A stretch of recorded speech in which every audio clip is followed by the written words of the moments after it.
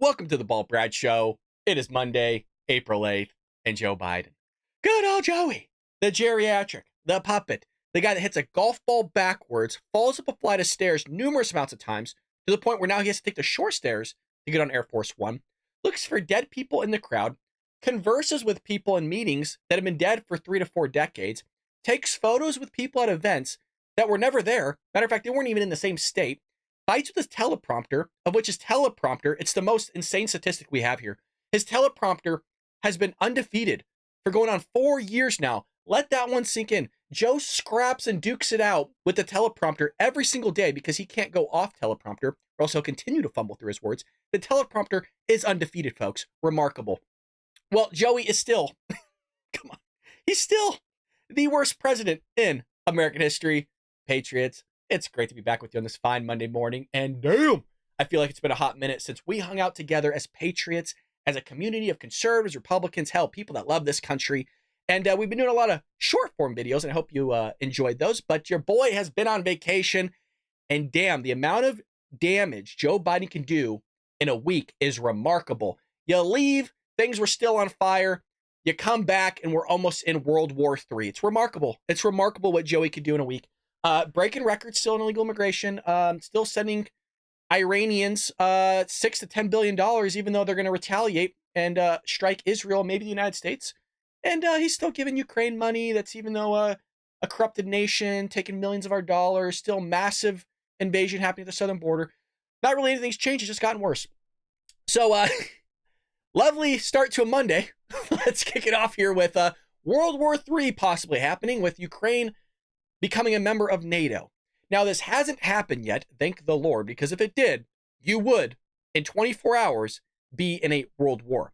So Secretary of State Anthony Blinken, who is just as much as a knucklehead as John Kirby, Karine Jean-Pierre, Jen Psaki, the previous White House press secretary, they're all idiots. Well, he's just another idiot here, where he reaffirmed the U.S.'s commitment for Ukraine to eventually join NATO, but held back commitments ahead of the alliance's annual summit, which will take place in Washington in July. Quote, Ukraine will become a member of NATO. Our purpose at the summit is to help build a bridge to that membership. Now, here's the issue. Russia ain't going to like that one bit because they're right up there on the border. I can understand the strategic moves that the U.S. wants in incorporating Ukraine into NATO, to have a country right there that you would have as an ally that you can utilize as basically a freaking land carrier to put missiles in or whatever, which is a whole nother scenario and strategy the U.S. could use. That's only going to piss Russia off even more.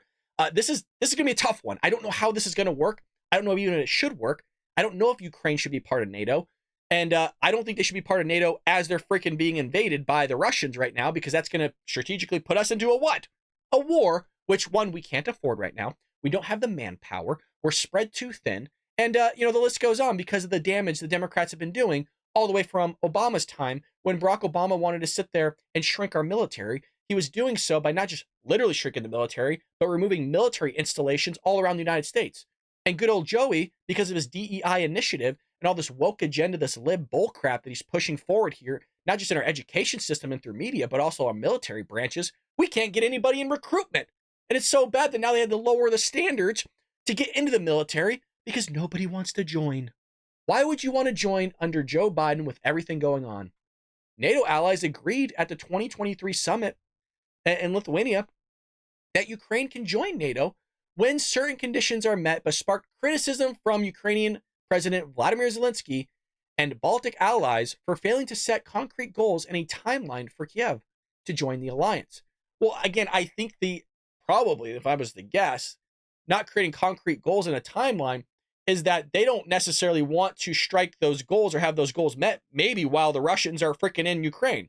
Maybe that could be it, of like, well, hey, we want you to join NATO, but maybe join after you're getting your asses kicked from the Russians. Maybe we could talk about it then. But who knows? Because then if Russia does take over Ukraine, because let's be fair, once we start sitting there and stop funding this whole thing, folks, we're $34 trillion in debt. When we stop funding this thing and Russia does take over Ukraine, because you're silly if you think the Ukrainians are going to beat the Russians, is, you can't join NATO at that point because Ukraine's not going to exist because it's a part of Russia. So we'll see what happens from all this. I don't know the end goal of the US's strategy here. Is it to keep everything at bay? Because again, you're just going to keep funding this thing. There's not going to be an agreement here. And I'll tell you what, peace will be off the table if you sit there and you think that the Russians, that Putin's going to allow Ukraine to join NATO and you're going to have a peace agreement. I just don't think that's going to happen. But folks, I don't think Trump's going to be able to figure this out either. And if he does, I'll eat my words. I hope he does. But when you're sitting there talking about Ukraine joining NATO, part of the conditions for maybe a peace to be met is Ukraine joining NATO is off the table. And I think everybody would be fine with that as long as it creates peace. And then it's more money in our pocket here because they're not giving it to freaking Ukraine. That's a corrupt country that's already stolen almost 100 million of our dollars. Well, so there's that going on. Maybe World War III will happen. God forbid something like that does take place, but we'll see. I don't think they're going to join NATO anytime soon. Well, you also have the U.S. has not seen any indication that Israel's violated international humanitarian law. Now, we're going to get a little bit into the weeds on this one because there is a report that came out that Israel is allegedly committing genocide. So we'll break that one down with you all. Well, White House National Security Communications Advisor John Kirby, who was elevated and actually promoted, so I guess theoretically he'd be Karine Jean-Pierre's boss now, said during an interview on Sunday that the U.S. government has not seen any indication that Israel has violated international laws with the execution of its war against Hamas inside Gaza. Kirby made the remarks on CBS News Face the Nation with Margaret Brennan, while discussing the war 6 months after Hamas launched an unprecedented terrorist attack on October 7th. Quote, "We have a normal process the State Department runs and governs where they take a look at incidents, particularly those that are being operations being conducted by partner countries, and they look at them and they assess them against international law, and they're doing that in real time, Margaret. So some of them may have looked at and concluded, some they're still looking at as well. Thus far, I said the other day, we have not seen any indication they have violated international humanitarian law, but we take this seriously. They take it seriously at the State Department, and we'll keep looking at this." Now, I don't know how much of this is actually truth, but I know Israel has been working and trying to get aid inside Gaza to sit there and make sure there's no famine or drought taking place, because let's be fair, the Israelis are freaking running roughshod over the Palestinians as well as Hamas. And I keep saying, I'm trying to have a third party, skin in the game, bird's eye view here, just learn from it, from both sides, from watching videos and interviews of who's right and who's wrong. I'm not picking sides here. I tend to lean a little bit more towards Israel because they're the ones that were attacked. And I believe in personal responsibility and somewhat a retaliation here of, look, you fuck around, you find out. You know what I mean? You sat there and did something stupid. My question has always been, what do you think was going to happen when you go into somebody else's country and you kill 1,200 of its citizens? I mean, look at us and what happened with 9/11. Fuck, we went into freaking Afghanistan and Iraq and, spread out all over the place. And the same thing happened here. And we're supposed to just kind of turn the cheek and be like, oh, well, they shouldn't run roughshod over them. It's war, man. And it's gross. War is evil. It's disgusting. Terrible things happen. Famine happens. Death of civilians happen. People die. Atrocities take place. And I think we've been so far removed from what actual war looks like that we're sitting there and we're judging every single component of it as if it's some sort of heinous thing. No shit. It's war. I don't advocate for any of the terrible things going on. I don't want people to freaking starve. I don't want them to go thirsty. I don't even want this to take place. But my question is, what did you think was going to happen when you sat there and elected a terrorist organization to basically run your, strip, Gaza, whatever you want to call it, and then they go attack them, and still 70 to 90% of Palestinians supported the attack on October 7th? I just don't understand. What do you think was going to happen? In Israel, what do you think was going to happen when you started killing 30,000, was what the reported number is, of civilians in Palestine? You obviously knew that was going to piss people off. So I'm stuck in the middle here of trying to figure out what the hell's going on. And anytime you ask questions or you start poking one side or poking the other side, everybody just gets all up in a frenzy over it. So you have here, the segment comes after the Israel Defense Forces announced on Friday that it took full responsibility for an airstrike that killed 7 World Central Kitchen aid workers in Gaza. And then you had all TikTok and social media, Instagram, X, also known as Twitter, coming out posting videos of these people that were killed, which is freaking terrible and shouldn't have happened. But again, you're talking about war. The sad thing is, mistakes are going to happen. It has happened with us. The United States has killed folks. I think it was Biden killed an entire family, or at least it was Obama as one of the two, killed an entire family in a van. The media's like, oh shit, that sucks. It's terrible. I mean, mistakes are going to happen. And then because everybody hates Israel for some ungodly reason, not sure why, we just got to poke the bear with that. But again, we're kind of missing the point here of, you went into somebody else's country and committed a massive attack. If they did that here, just Just switch the titles around. If they sat there and Hamas performed a terrorist attack, say, I don't know, on another World Trade Center here in America, and 1,200 people were killed, and there's video of it and everything, like, are we just supposed to turn the cheek, or do you think there'd be massive strikes happening all over the fucking place in Palestine? You know what would happen. You know damn well what would happen. We would go in there and put that place to rubble, and everybody would be advocating for it other than the Palestinians, the people that support Hamas, which is few, but they're still here. So that's what's taking place here. And the report that I wanted to get to here was findings on reasonable grounds that Israel's committing acts of genocide against the Palestinians. Now, before I want to go into this, I'm curious, do you guys think, let me know in the live chat in the comment section as well, it does support the channel, do you guys think Israel's committing genocide? Again, I'm trying to take a non-biased approach. It is tough because, as I've mentioned, I tend to lean towards Israel because they were the ones that were attacked. And I don't know too much about genocide, so I'm going in this blind just as much as all of you are. Do you think they are committing genocide with the numbers that we've heard of? Now, whether you trust those numbers or not, you know, that's kind of regardless, but let's see what they have to say here. Let's kind of decipher this. So amid a growing wave of international disapproval regarding Israel's military operations in Gaza, a leading human rights expert says there exist reasonable grounds to classify Israel's conduct as constituting genocide. Well, let's see what she has to say. While the scope of her report centered on examining claims of genocide, United Nations Human Rights Council, which, to be honest, they are not really fans of Israel, so I have a feeling this is going to be biased already. Well, she explicitly condemned the crimes committed by Hamas, that's a good thing, and other Palestinian armed groups on October 7th, while also calling for the release of all hostages. Okay, so even though the the United Nations Human Rights Council tends to not be in favor of Israel, let's be honest, is saying some very good things here off the bat, and this is encouraging.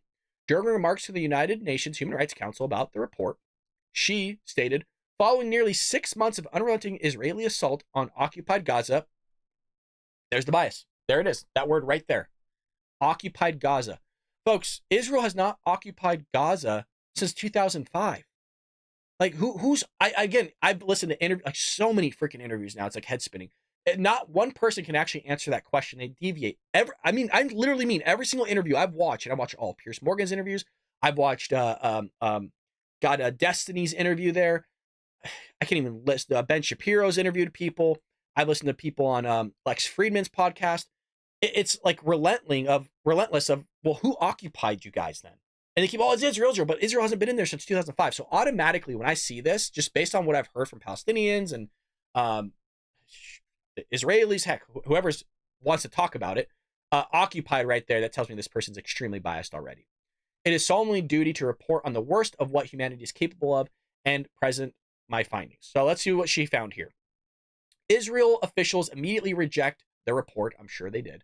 The very attempt to level the charge of genocide against Israel is an outrageous distortion of the Genocide Convention. It is an attempt to empty the word genocide of its unique force and special meaning, and to turn the convention itself into a tool of terrorists who have total disdain for life and for the law against those trying to defend against them. So let's see what this has to say. Among her top findings are this.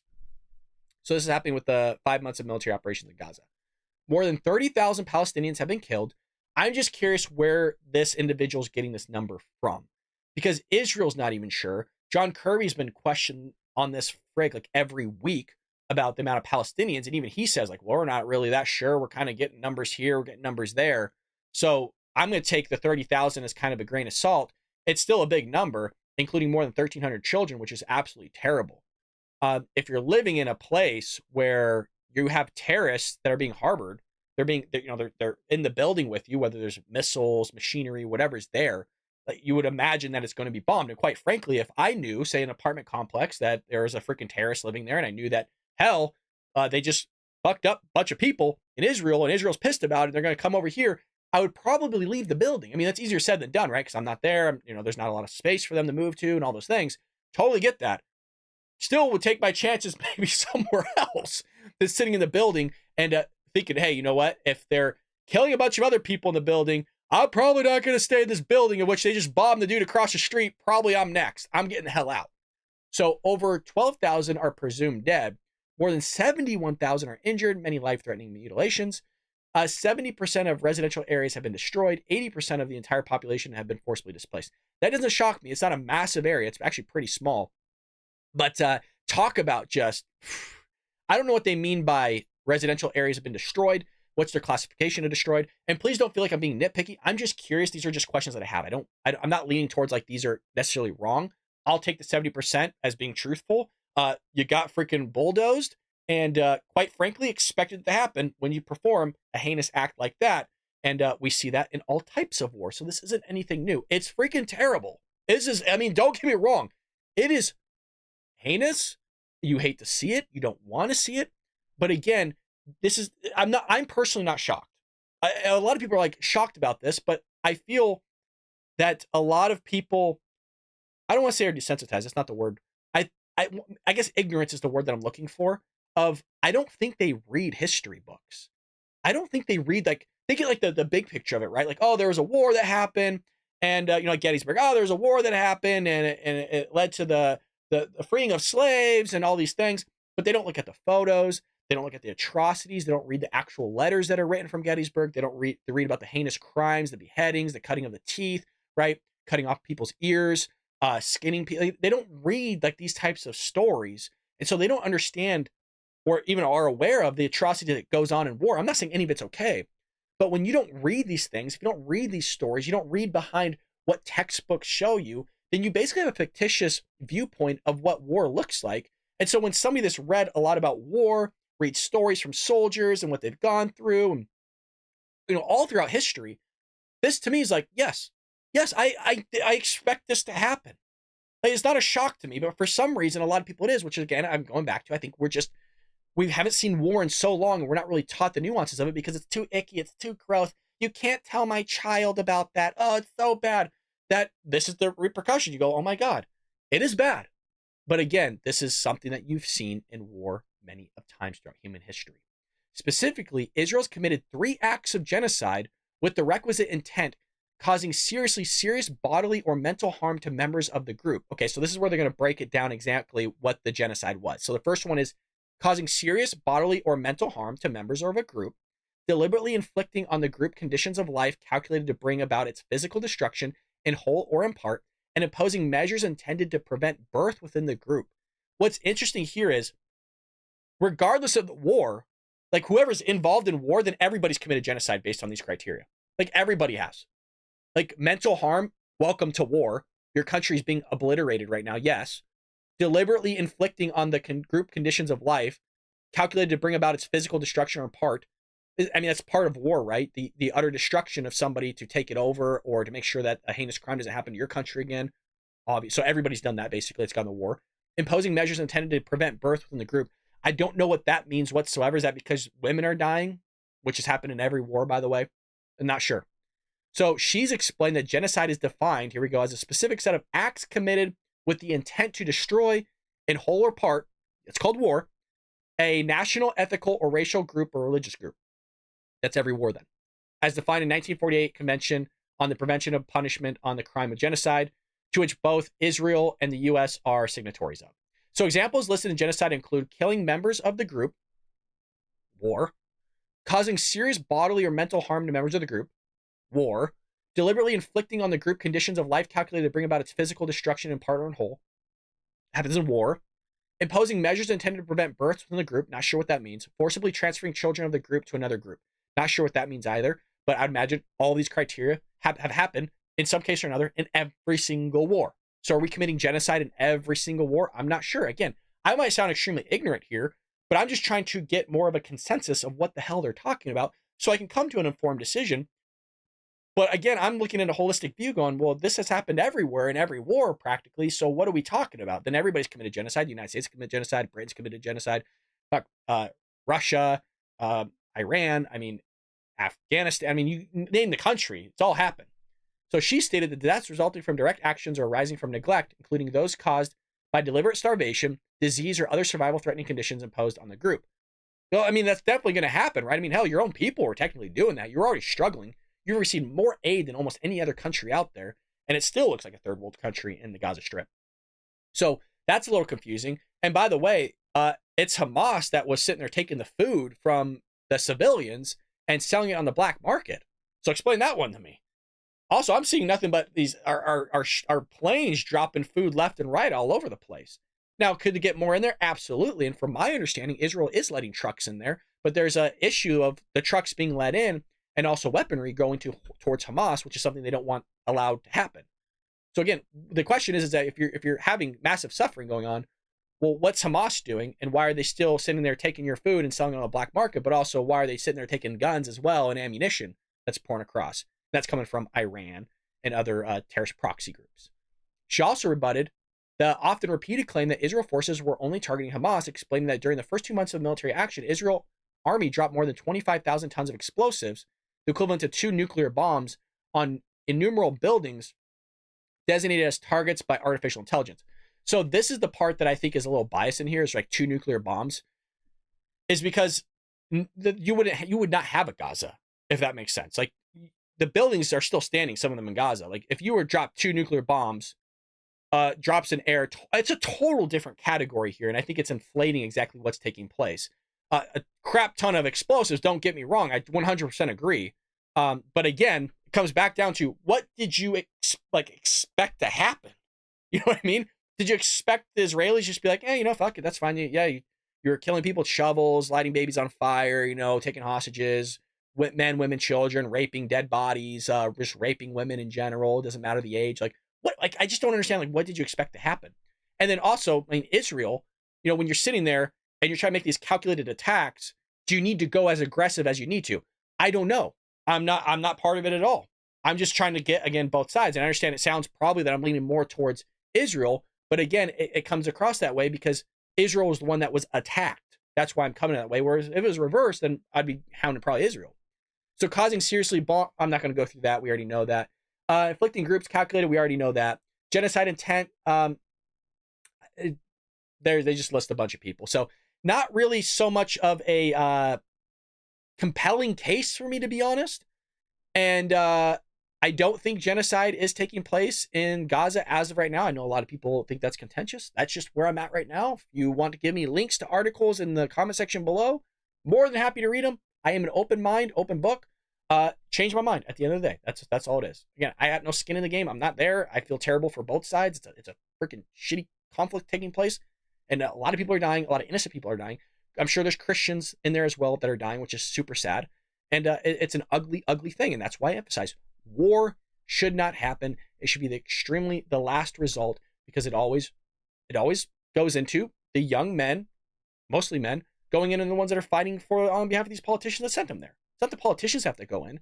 It's none of that. It's the young men that have to sit there and give up their life or sacrifice their life. And it's also the civilians that are going to get screwed at the end of the day as well. So, and by the way, Gaza has to be rebuilt. So who's going to take a hold of that? The Arab nations around the area aren't willing to take in any of the Palestinians. So that's another question I have. Why not? Why are they not willing to take in Hamas? I think we know the answer to that one. But also, who's going to sit there and take over the Gaza Strip or the Palestinians if they keep that area? Who's going to rebuild that in the same way that we had to rebuild Germany, we had to rebuild Normandy and all these other places that were shellacked during World War II because they were bombed. Why? Because there was a war. There was a retaliation. So moving into that, former defense secretary predicts Iran will strike at Israel. So this is kind of breaking news over the weekend a little bit. And don't worry, though, Joe Biden's giving the Iranians still 6 to 10 billion of your taxpayer dollars, even though this comes out. So former defense secretary on Friday said Iran is likely to retaliate against Israel for a recent missile strike that hit Tehran's consulate in Damascus, Syria. Israel has not claimed responsibility for the strike, which killed senior Revolutionary Guard commander Mohammed. I can't even read his name. Reuters cited a Lebanese security source at the first to identify Israel as the responsible party, to which an Israeli military spokesperson responded, "We did not commit the reports in the foreign media." Now, it's weird because you'd almost think like Israel is pretty good at just saying, yeah, that was us. Like, oh, my bad. We cooked up. We just got done covering the article where they killed 7 people. We're like, yeah, that was us. My bad. Everybody's fired. They're let go. We're going to take the necessary steps here. The person that they killed in the airstrike had, I guess, a big involvement in what took place on October 7th. So I just don't understand if this guy had such a big involvement in October 7th, why they wouldn't claim responsibility of like, hell yeah, it was us. The guy screwed us. He got what was coming to him, and just being open about it. So I don't know who to believe here. I don't really want to believe our own government because they've lied to us. And hell, it's a Biden administration that's in office. And we all know how they are with lying. In an interview on CNN, you had our former defense secretary predicting Iran will take action against Israel, but on a limited scale to avoid wide-scale war in the Middle East. Now, there's also reports coming out that they're not just going after Israel, but they're also willing to go after our installations, I believe, in Iraq. So United States military operations. They are going to act, as per said on Friday, they're going to feel the need to uphold their dignity to maintain credibility with their proxies throughout the region and to really meet the demands of hardliners with the theocracy that wants to see something done. But on the other hand, they're going to want to make this a wider war. Rather, they're not going to want to make this a wider war. They don't want to escalate. They don't want the major conflict with Israel, let alone Israel and the United States would be disastrous for Iran. So I suppose they will limit the attack to Israel. Again, my question is that you have people coming out, a nation coming out saying, look, we're going to retaliate. We're going to do something. Why are you, and Israel's our allies. So why are you still giving them $6 to $10 billion of humanitarian aid? That's my question. I don't understand it. Somebody answer me that.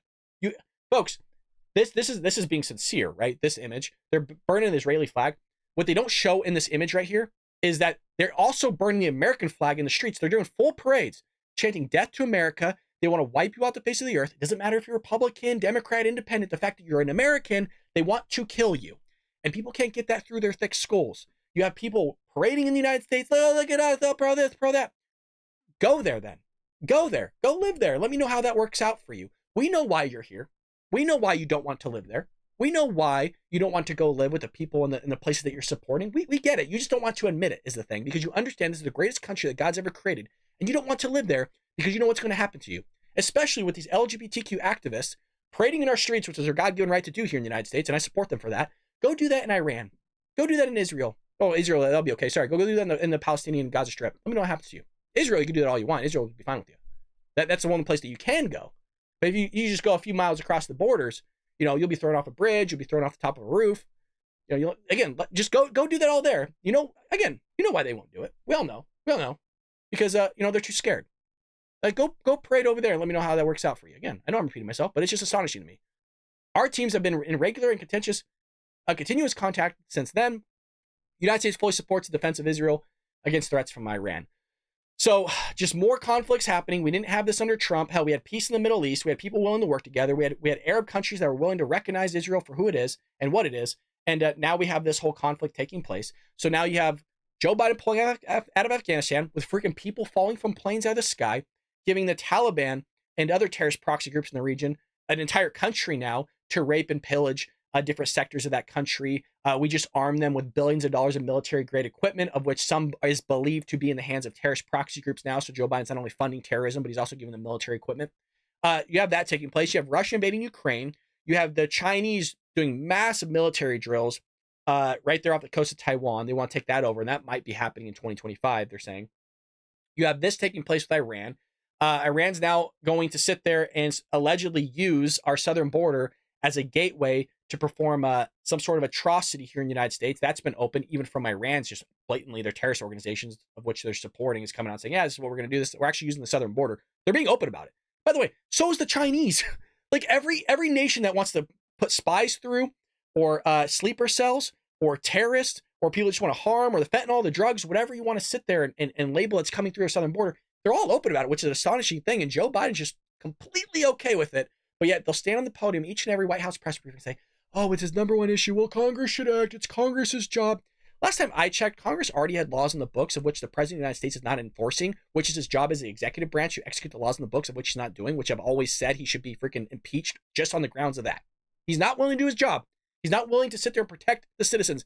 National security threat coming from Christopher Wray of the FBI has come out and said, hey, there's a massive threat here. We've heard rumors. We've heard like rumblings. We've heard something's going to happen in April from Iran, from the retaliation that's going to happen with this, not just for Israel, but also the United States. It's going to happen. It's a matter of when. Folks, these people will wait a decade to do something and plan this thing out right so they're not caught. So you could very well have something that happens 10 years from now. Joe Biden will be long and gone, right? He's already deteriorating in real time. We're watching it happen. He looks like a dude that's being deteriorated freaking in his crypt. He's a drip tray. He's being puppeted around. He's being fed some sort of drug to make him somewhat coherent. We already know he's not going to make it another 4 years, maybe 10 if we're lucky. Meaning he's lucky if he makes another 10 years. I don't wish death upon him by any means.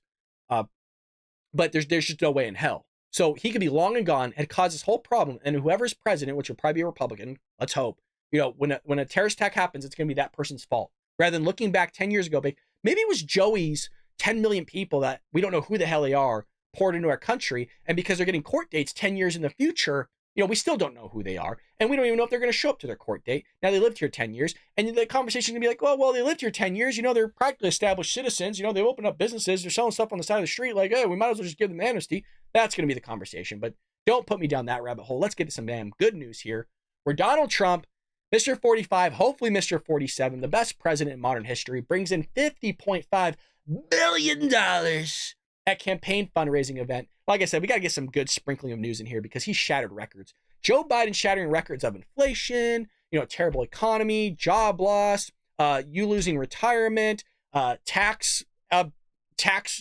going up. Most of Americans are actually owing taxes.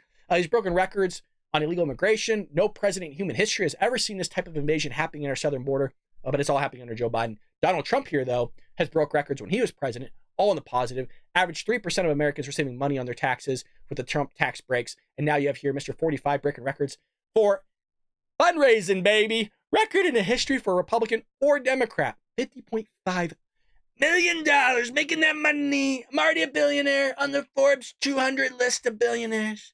Joey, you don't know what you're doing. So the statement noted that President Joe Biden's recent event in New York, which featured President Barack Obama and Bill Clinton, raised only half of what Trump raised. It took three Democrat presidents, who all sucked, by the way, still couldn't beat Donald Trump. Let that one sink in. Trump is such a badass that all he needs is himself, where the Democrats needed three prior presidents. There's no Republican presidents that are behind Trump. There's no George W. Bush. I mean, they can't be senior, right? Because he passed away. Rest in peace. But, there's Junior. That's it. You got Mr. 45 out there by himself just raising big old buckaroos. And I would also like to point out, these a-holes, including Joe Biden, went to this fundraising event. And where did Trump go? Oh, he went to the fallen police officer's funeral. It's astonishing. Donald Trump goes to East Palestine, where there's the Ohio train derailment, where a bunch of toxins went into the sky, went into the ground, went into the water supply, went into all their plants and their agriculture and the vegetation. It took Joe Biden, 2 years or something like that, a year to, I don't know if he actually even went still. I'll give him the benefit of the doubt. I think he did go after like a year and a half or something like that. And Donald Trump went very recent after the terrible tragedy that took place there. The southern border. Joe Biden would not go. Donald Trump went down there many times to talk with Governor Greg Abbott. He talked with Border Patrol. He talked to the union. He talked to the local police down there on their boots on the ground. Joe Biden was just having nap time with the CPAP machine marks on his face. He wouldn't go down there. And then when he did go down there, he was only down there for 3 hours, of which he didn't talk to or see. And I mean this in all literal sense. He did not talk or see an illegal immigrant the entire time. Thousands of them were roaming the streets. Thousands of them. There was tents up. There was trash just littered everywhere. 24 hours before that dude flies in to have his little nap time, a little vacation for himself. Place was cleaned up. The streets were swept. They were hosed off. Not an illegal immigrant in sight, you guys. Thousands of them were displaced. We have no idea where they went. No clue. Nobody will talk about it. But according to Karine Jean-Pierre, that's a coincidence. Yeah, no, he just flew in and place was just cleaned up. Is swept clean, is all sanitized and everything. It's remarkable. That's the White House for you, folks. Just a bunch of idiots, man. I'm telling you, it's truly astonishing. I just don't believe it. I really don't believe that 82 million people are that ignorant that they voted for that guy. No way in hell. Look, I like to believe in Americans. I think we're a strong country. I think we're a very patriotic country, obviously. I just can't get my head around the fact that 82 million people voted for that guy. I just don't think there's that many ignorant people. Maybe there are. Maybe I'm wrong. I think the election was swung in favor of Joe Biden. I think there was foolery going on, and now we're all paying the price for it. And also, I'm sorry, I'm on a tangent. You guys, look, you said you like my rants. I'm going on a rant here. I heard rumors, and I don't know if this is true. It's something I'm actually going to look up. It just popped in my head as I'm, ranting. Look, folks, this is not scripted. It's all off the cuff, baby. I heard that Donald Trump didn't really use CIA intelligence when he was president. I heard that he used mostly private intelligence that was contracted out to gather his intelligence. So I'm going to do more research on that because I find that interesting because I'm wondering if the deep state is part of not just the CIA, but the FBI and, all those major institutions, those bureaucracies. I'm curious to see if one, that's true, but also get kind of credibility of maybe some sort of bigger conspiracy theory of these intelligence agencies, doing some foolery with the elections itself. We already saw what the big tech was doing with censoring conservatives, Republicans, a lot of information on Twitter and YouTube. I mean, hell, we're still being censored here, folks. And I'm gonna do a little shameless plug. My episode, and Neil was actually commenting on this. Neil mentioned the fact of like, how am I only still getting, I have 54,000 subscribers. How are we still only getting like 200, 300 views, which is remarkable still. But if you look at it, my other channel called Spooky Adventures, we just got back from vacation. I went on my first ghost investigation, which I talk about on there. So head over to Spooky Adventures. The link is in the description. If you just copy and paste that and pop it in, we have a second channel. It has 74 subscribers, I think 73, 74. Folks, those videos have 300 views, some of them. Let that sink in. Let that sink in. Spooky Adventures has 74 subscribers, which probably 4 of them are me, right? From my personal family. So we'll say 70. We'll be generous. 70 is probably less than that. There's a video that just got uploaded like 2 weeks ago. Has like 360 views. For 74 subscribers.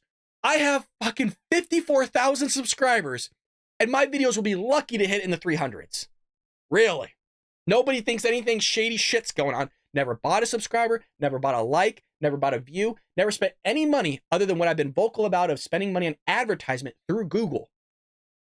I don't know. A little foosery going on here, but looks like Donald Trump ain't having any issues raising money, baby. Hey, and all those that watch the show and support it, God bless you, man. I'm telling you, I mean that from the bottom of my heart. It's an uphill climb, dude. It gets in your head. Sometimes there's days where I just want to give up. You're like, what's the purpose of this? Why even do it? But the purpose of why I do it isn't about money. That's why. It's not about all the views. It's about, do I have fun doing it? I absolutely do. The community and friendships that I made with all of you guys. I know almost all of you by name. I read your comments all the time. That's why I really love when you leave comments, because I know your name. At least I know your username. And I just appreciate the community we have here. I know you guys love the live chat, which is why I want to get more back into the long form of the show and just still put out shorter videos. But that's why at the end of the day. And I think the movement is important. Do you know what I mean? Making a little bit of money, and I mean a little bit, it's tiny, on YouTube, yeah, it's a plus because I could pay for the editing software. I could pay for, well, it's pretty much it, just the editing software and stuff, because we don't make enough, really. We're technically still in the red, but you understand what I mean? That's too far of a tangent. Mr. Trump here, Mr. 45, hopefully 47, raised $50.5 million. The statement that says Americans are fed up with Biden's record of failure, from the open southern border and sky-high inflation to the migrant crime crisis that has made everyone else safe. Trump posted about the blowout fundraiser on social media, and good for him. He deserves it. He wants to make America great again, which I've always said, what an astonishing thing that he can use the same slogan that he used, years ago. I don't know how many years it had been, almost 8 years ago now at this point. He's using it again because the Democrat Party has driven this country so far into the freaking ground that it makes sense for him to use it again. That he had to try to make America great again while he was president. It was 4 years, and sadly, the Chinese let and released a massive virus upon the globe. So 2 years of his presidency were eaten up probably dealing with that shenanigans, or maybe about a year. But he has to make America great again because of the damage that Joe Biden has done in the Democrat Party. Well, speaking of damage here it is right here. Joe Biden's damage. Over 1 million illegal migrants encountered at southern border in first 6 months, you guys. Presidents wouldn't see this number in their entire presidency. Folks, you can go multiple terms of some presidents and would not see these numbers. Joe Biden did it in 6 months. 6 months, 1 million.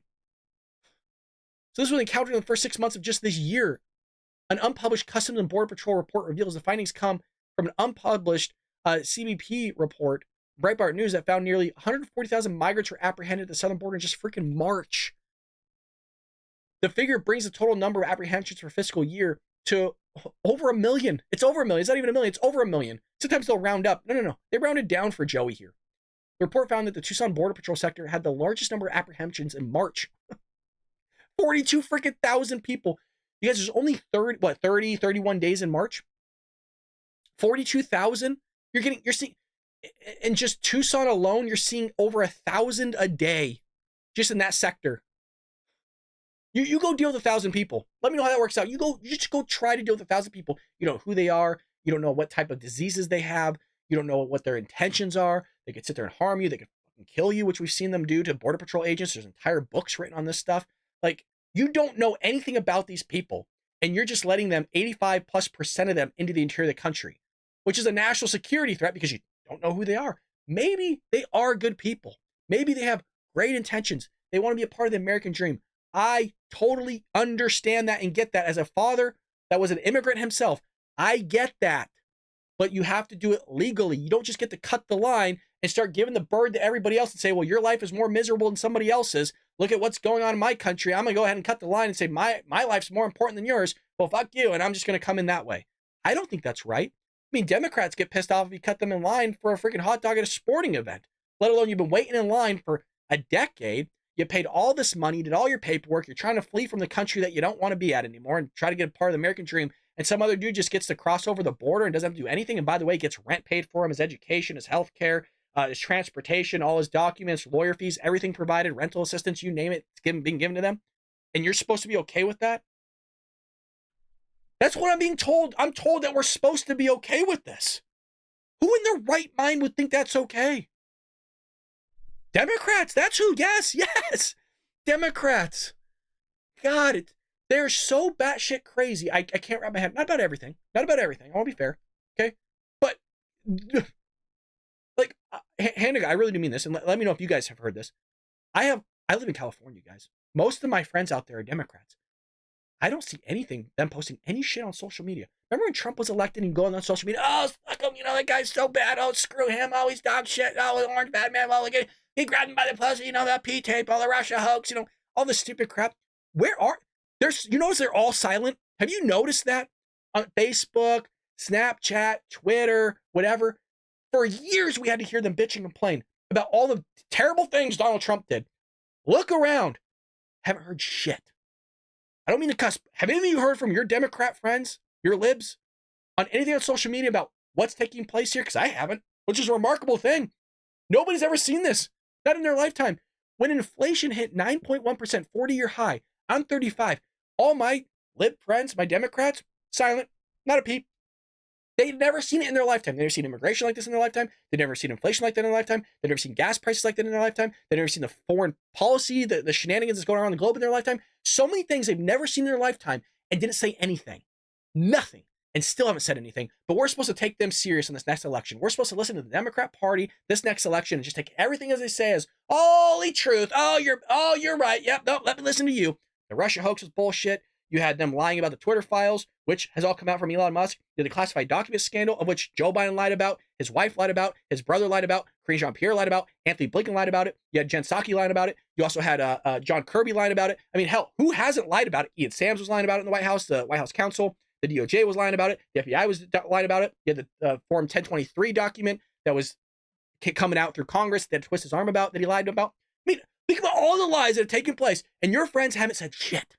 Unbelievable. It gets me riled up because you're going to have the balls to sit there and push a Russia hoax for years and tell me that shit's real when the FBI paid off an informant to basically make up a bunch of stuff. One dude, they believed one dude and went through an entire investigation with the Mueller report, spent millions of taxpayer dollars on something that's completely fabricated. It's out there in the open. You can read about it, completely fabricated. And we're supposed to believe all these Democrats, your friends and my friends, on this next election about telling us how Joe Biden is a good president. When gas prices in California are like $7, your grocery bills have gone up 30, sometimes 50%, sometimes double, depending on the state. You're telling me Joe Biden's a better president, really? Really? With everybody laying off people in the technology sector, thousands, tens of thousands of jobs per company. Everything's going all fine and dandy, really?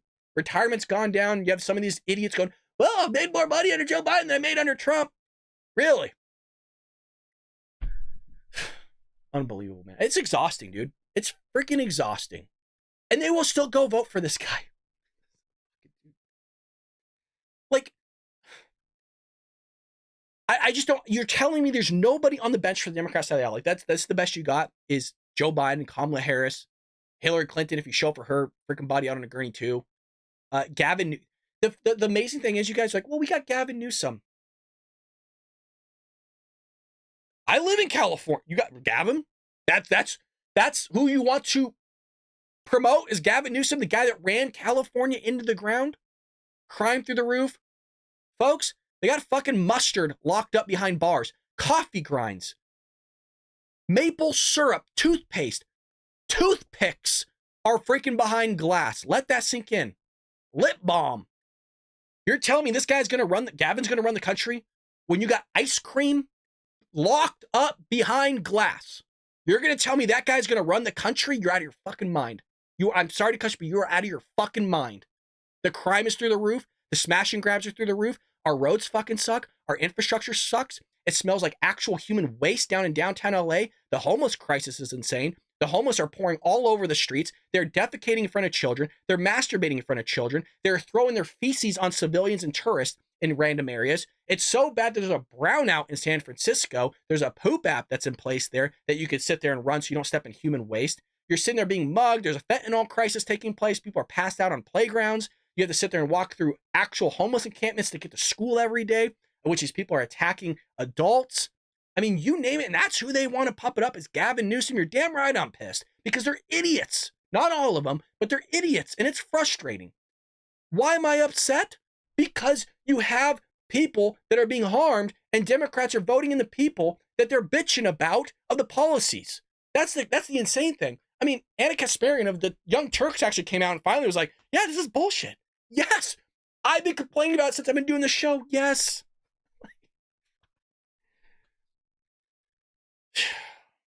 I don't know.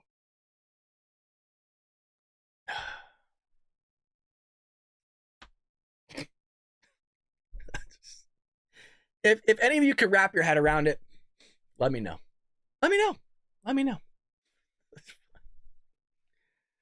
I apologize for cussing so much, but dude, it's insane. Is my head on straight? Goddamn. All right, well. Here he is. Biden's bloodbath. So the RNC unveils Biden's bloodbath website highlighting border crisis. So on Tuesday, the Republican National Committee launched a website that is a nod to former President Donald Trump's predicting bloodbath for the United States if he does not win a second term in the 2024 election. Comments that drew controversy because legacy media coverage downplayed how he was talking about the auto industry, which we actually covered here on the show. They sat there and wanted to twist it and manipulate it because they're all rubbing the massages and the shoulders of Joe Biden. So, and his feet, his gross ass feet. They just love his feet. The website, BidenBloodbath.com, is focused on highlighting the horrors of the border crisis under the leadership of President Joe Biden. I mean, many people have died from these illegal immigrants to the point where John Kirby was asked about it on during the White House press briefing by Peter Doocy of Fox News, the Gladiator. And John Kirby had no idea that it even happened because they can care less about the border. They care more about Ukraine. He'll tell you everything about Ukraine. He'll tell you everything about Israel and Gaza and all that other stuff. He won't tell you anything about our border because, we're second-class citizens in our own country. A statement that said the website provides the latest data and real-time messaging to activists who sign up for updates. It also features subpages with statistics for various battleground states and a link to fundraising pages that says Biden bloodbath in all caps. Biden is allowing vicious criminals, illegal drugs, gangs, and terrorists in the United States, and Democrats are totally cool with it, you guys. How do I know that they'll still vote for the guy? That's how we know they're cool with it. You know what I mean? It's astonishing. Look, maybe they're not cool with this. They're still cool with what's going on with sending other countries billions of our dollars that want to attack us and harm us. Oh, bro, what are some examples? Iran just outspoken, burning our flags in the middle of the streets. They got puppets of former presidents and Joe Biden just lighting them on fire. And Joe Biden's like, let's just continue sending them money. Yeah, they hate us, but fuck it, let's give them money as well. So that's taking place. And, I just, look at him. He's sitting there and doesn't have a damn clue what's happening. He's sitting there thinking, what the fuck's going on? Who am I? Let's end off with this one. I love you guys. I love you. I appreciate your support. Hit that like and subscribe button if you're enjoying the show. So Mike Rowe slams Harvard segregation celebrations. It just continues with the Democrat Party, man. The content they provide is freaking endless. We could do whole all day long shows of just going through news articles of just how this party sucks so bad and how they just sit there and want to destroy everything about this country. Folks, we sat there and fought to get rid of segregation. And Democrat Party wants to bring it back. And then they're going to sit there and boast, go, oh, it's the Republicans who are racist. The Republicans that want segregation. No, it was the Republicans that really did the civil rights movement. It's really Republicans that got rid of slavery. It's really Republicans that did all the good in this country, and that a lot of things wouldn't have been passed if it wasn't for Republicans. And it was the Democrat Party that was part of the Klan, as part of slavery, but we can never call that out because we have to use the North and South terminology. No, it's a Democrat Party, and I'm willing to always call that out. Democrat Party is the most evil evil party in this country, and they don't want to sit there and admit it because when you have to admit that, then you realize that you're part of a really disgusting party that has really drove this country into the ground and has an outgrowth called the leftist of their party that continually want to drive this country into the ground. They're doing so through media and our education system and our politicians and our different levels of government and the bureaucracy and the FBI and you name it. They're just tearing this country right in the ground. So Mike Rowe here, who we love, slammed Harvard's segregation celebrations after the university once again said that it would allow students to celebrate graduation day with a series of affinity celebrations. Oh, shit. If you knew how many college kids were walking around campus thinking that segregation's totally okay, it'd make your head spin. You'd spit out your coffee. Well, if they think that it's a safe space and that they can sit there and segregate themselves in the places and they feel like that's more comfortable and that they don't have to sit there and feel the presence of whiteness around them, that we think that should happen. Are you stupid? You're paying hundreds of thousands of dollars to go to Harvard and you talk like an idiot? In a lengthy post on Facebook, the Dirty Jobs has mocked the Ivy League school and asked what better way to celebrate Harvard's rich commitment to diversity than by encouraging diverse groups to celebrate separately. The Affinity celebrations allow students to celebrate themselves from each other based on their racial and ethnic identities and then celebrate graduation with their own kind. Holy crap. I'm old enough to remember when this was called segregation, he added. At Harvard, they call it affinity. So they just, what they try to do, they try to grab a hold of the language so it doesn't seem that bad. See, that's how you know that they are aware this is a really bad thing that they're doing, because they have to change the language. Because if they called it, oh, we want to allow segregation celebrations, they know that's a bad thing. Like, they are aware of it, but they are for it. And that's why they change the language so it doesn't come across as bad. They do this all the time. They're trying to train your kids in the education system. They try to take things, oh, we're having a popsicle party. Really? Okay. Oh, okay. Uh-huh. Yeah, no, you're having a popsicle party. Sure. Oh, we're just celebrating someone's birthday. You find out that it's in a whole underground sitting off the grid club on your school site that you're not aware of, the administration's not aware of, nobody's aware of, but it's a popsicle party. To be fair, Harvard's website says these celebrations are not in lieu of the official graduation and open to all students who pre-register. Oh, sure. It's like a black graduation. You're some white dude. You have to click the box and look, oh, well, the email got lost. Yeah, you're not welcome. We couldn't find you in the registration pre-list. Yeah, no. And you're like, I filled it out. Like, well, did you get your confirmation email? Well, no. That's weird, because you wouldn't have gotten a confirmation email because you clicked white. You're supposed to go to the white-only graduation. That's the one you're supposed to go to. You're not welcome because you have white privilege, you guys, and you're racist, according to Abraham X. Kennedy. The fact that you are white means everything, and that you're racist and you can't fix it. It's insane. I know. I don't agree with that. I don't agree with any of this. I think you shouldn't look at people's color of their skin. Doesn't matter. We're all human beings. I care more about your character. That's all I care about. Like, who are you as a person? That's what I care about. I don't... Anybody can go out in the sun and get tan and do all those things. It doesn't mean anything. But it's everything to the Democrat Party, guys. You have to understand, it's always been everything to the Democrat Party. It's never not been since their inception. Race and ethnicity is a core foundation of their whole movement, of their whole party. It's never shifted. It's never changed. It just went from a physical to more of a metaphorical ideology. By physical, I meant for, like, talking about physical slaves. Now it's more of a metaphorical idea, an ideology that keeps people down. Through their ideology of everybody being a victim, doesn't have to progress and get better as a human being or on an individual level. It's all about tribalism. That this is what prospers is segregation. This is what they're all about and have always been about, and it's not going to change. And finally, it seems like people are waking up to it, which is why Joe Biden's losing the black vote. And thank God. Registered Republican, fiscal conservative here. I don't care about your skin color. I want everybody to prosper. I want everybody to do well. There you go. It's that easy. I don't care where you're from. I don't care who you are, as long as you came here legally. You're an American. You're not African American. You're not Hispanic American. You're a freaking American. Stop putting those labels before your name. You are an American. That's all what it comes down to. You're not Italian American. You're not Russian American. You're an American. That's it. There's not all these other groups and labels. You're an American. And if you are, I hope that you succeed beyond my wildest dreams. Don't care about your race. Don't care about anything. You're a good person? Great. You're raising your family the way you should do. You're buckling down, doing everything you're supposed to be doing. Good. You're bettering yourself? Good. That's what we should be doing. Not part of the Democrat Party. No, they don't want to do that, folks. They want to worry about making sure quality of outcome, forcing you to have some sort of outcome of which is beyond your control because some other dude doesn't want to sit there and do something else. Country's going down the pooper, man. It's going down the pooper. So he then provided a list of events such as the Latinx celebration, the Black celebration, the Arab celebration, the Jewish celebration, the Lavender celebration.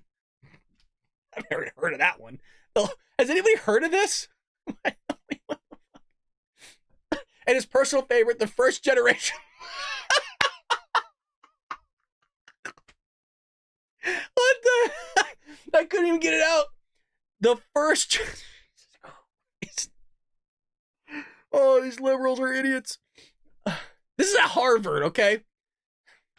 If you think you're not smart enough to get in Harvard, you gotta start rethinking that, because I think we're all smart enough. Look at this.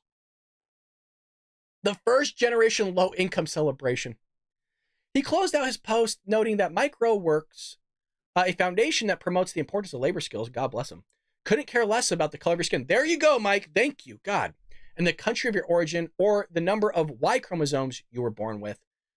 We are likewise utterly disinterested in your star sign and your blood type, your eye color, or the characteristics are out of your control. We do ever care about your thoughts and thank you, your personal responsibility, work ethic, delayed gratification, a positive attitude, and various other virtues we still believe can lead to a successful life and career. The Democrat Party doesn't believe that. Not at all. Not, they could say with their mouths they do, but their actions completely speak otherwise. Totally opposite here. And several people blasted them for this. They blasted Mike Rowe for this. One person wrote, segregation is not optional. The affinity celebrations are. Why do you care?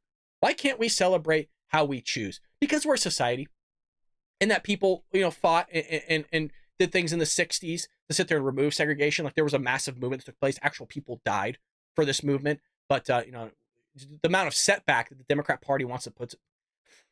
Democrat Party causes segregation. Democrat Party sits there and doesn't push forward the get rid of segregation. It was the Republican Party. And so now we're back in 2024 putting back in segregation that the Democrat Party wanted. I told you it's never left them. It's never left their ideology. They'll tell you verbally one thing and their actions speak completely otherwise. And you're seeing an example here. No one is saying you can't celebrate the way you choose or with the people you prefer to be around. I'm just saying that organized celebrations sponsored by an Ivy League institution that revolved around the color of a person's skin are so 1960. There you go. I said 60s. Another wrote, Mike, you've never been made to feel like an outsider based on your inherent identity and shows glaringly. You've always been on the inside and at the very top of our society's multi-tiered pyramid that has masculine, heterosexual, white, cisgendered men in charge of most things. You already know this person is a woke lib snowflake already, just by everything they just wrote right here. I mean, just from this from here on, you don't need to hear anything else. You already know everything you need to know about this person automatically. Rowe replied, I'm not responsible for the way other people treat other people. I'm only responsible for the way I treat other people, and I choose to treat other people as if their skin color and ethnicity don't matter. Amen, brother. Amen. I'll continue to do my best to ignore the things that don't matter and celebrate the things that do. I encourage you to do the same. And they won't, Mike. They won't. They won't wake up because they're for segregation. They're for all this crazy, crazy crap that's going on. But I appreciate Mike Rowe. I appreciate what he's doing. I think trades are important. I think if you want to make six figures nowadays, almost guaranteed, go become an electrician, a plumber, and go in the trades. And that's where the money's going to be had. And I think it's going to be had for a long time because you're not going to go into debt. You're going to have a great, great career that everybody needs to utilize. And I think something to think about if anybody's out there looking for a new career and turn into the trades, because a lot of things are going to be taken over by AI. So let me know what you think about that in the comment section below. God bless you, Patriots. It's always great. Wanted to go a little bit long today. Hopefully we made it too close to an hour. It looks like we're about 58 minutes in. Hit that like and subscribe button. I always appreciate you guys giving your hard-earned money to our memberships over here. You are helping a true American patriot. You know where your money's going. It's going back into the show. You are supporting somebody that supports, hopefully, your values and just this great institution of America that God has made himself. So with that being said, folks, I'll see you for another episode here on The Bob Brad Show.